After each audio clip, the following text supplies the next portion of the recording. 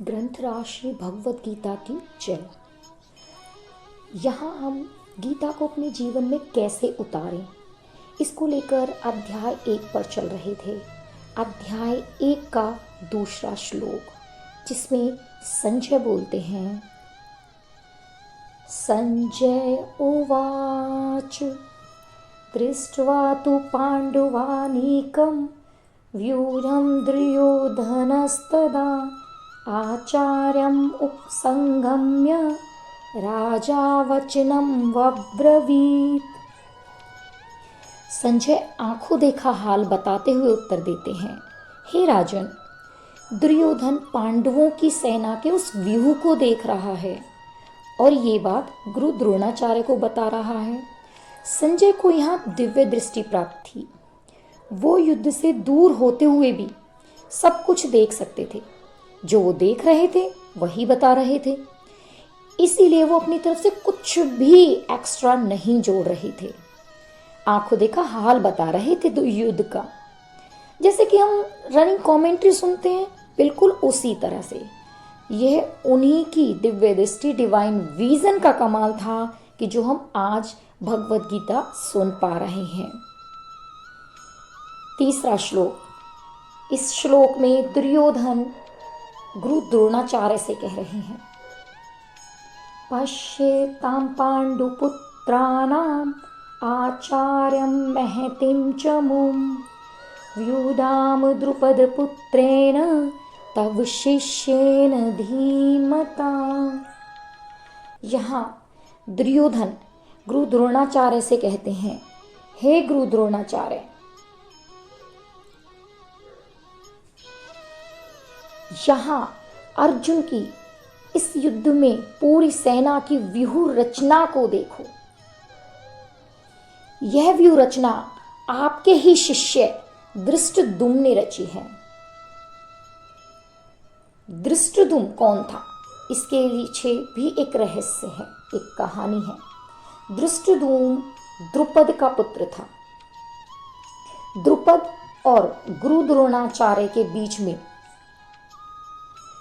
द्रुपद और द्रोणाचार्य के बीच में मित्रता नहीं थी, शत्रुता थी। गुरु द्रोणाचार्य को पता था कि वो धृष्टद्युम्न उसे मार देगा, लेकिन फिर भी उन्होंने उसको शिक्षा दी, सारी अस्त्र शस्त्र की सभी कलाएं सिखाई।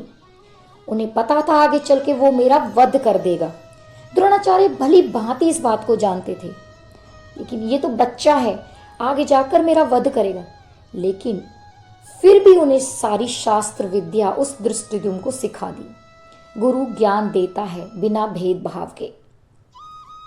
एक अच्छा गुरु, एक अच्छा टीचर होने के कारण गुरु द्रोणाचार्य ने उन्हें सब कुछ सिखा दिया, ये जानते हुए कि वो आगे चल के मुझे मार देगा। क्योंकि ये किसका पुत्र था? द्रुपद का, मेरे शत्रु का। उन्होंने फिर भी उसे सिखाया, लेकिन क्या हुआ? अंत में धृष्टद्युम्न ने ही द्रोणाचार्य का वध किया था। धृष्टद्युम्न ने सारी की सारी पांडवों की व्यूह रचना को, सेना को तैयार किया था। उस सेना के अंदर कोई जा सकता था लेकिन बाहर नहीं आ सकता था। यही देख के दुर्योधन चिढ़ रहा था।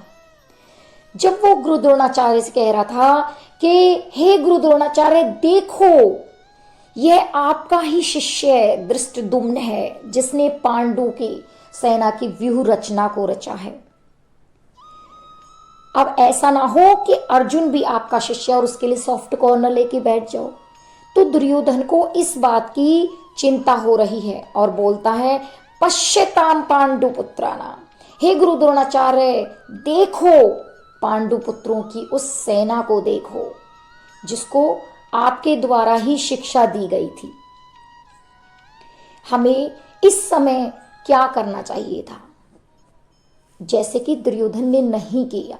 दुर्योधन को शत्रुओं की कमियों का, खूबियों का पता लगाना चाहिए था, ना कि अपने गुरु का अपमान करना चाहिए था। गुरु द्रोणाचार्य से इस तरीके से शब्द बोलने चाहिए थे।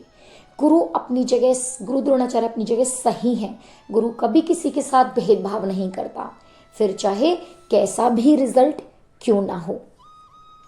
यहाँ गुरु द्रोणाचार्य ने अपने गुरु होने का सही फर्ज निभाया, लेकिन यहाँ पर दुर्योधन ने उनको एक ताना देते हुए कहा कि आपकी दी हुई शिक्षा का ही ये परिणाम है जो आज हम भुगत रहे हैं। यहाँ पर मित्रों मैं इतना ही कहना चाहती हूँ कि यदि हम अपने शत्रुओं की कमी और खूबियों का पता लगा लें तो हम बड़े से बड़े युद्ध को जीत सकते हैं, जीवन के बड़े से बड़े संघर्ष से पार उतर सकते हैं। जैसे कि रावण की कमी का पता लगाए बिना रावण को नहीं मार सकते थे। जब विभीषण ने उन्हें बताया कि उनकी नाभि में तीर मारने पर ही उनकी मृत्यु होगी, तभी रावण की मृत्यु हुई थी, वरना वो बहुत शक्तिशाली था। उसी प्रकार भीम दुर्योधन को नहीं मार सकता था जब तक दुर्योधन की जंगा पर उसकी कमी का पता न लग जाता कि जंगा पर ही मारने से दुर्योधन मारा जाएगा। जब भीम को ये बात पता लगी कृष्ण जी के द्वारा, तब ही दुर्योधन मारा गया।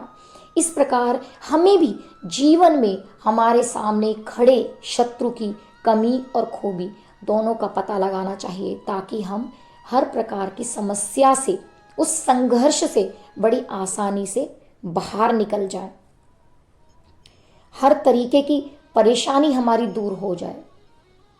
केवल ताना मारते रहें दुर्योधन की तरह अपने परिजनों को, अपने गुरुओं को, इसकी अपेक्षा हम खुद पर काम करें। दूसरों की कमियां निकालने की बजाय अगर हम खुद पर काम करें तो हम हर युद्ध को, हर संघर्ष को जीत सकते हैं। भगवत गीता के हर श्लोक को आप ध्यान से सुने और समझें, आपको पता लग जाएगा कि जीवन जीने का सारा मर्म भगवत गीता में है। आपके प्रश्नों के हर प्रश्न का जवाब भगवत गीता में है। आपकी हर समस्या का समाधान भगवत गीता में है। धन्यवाद।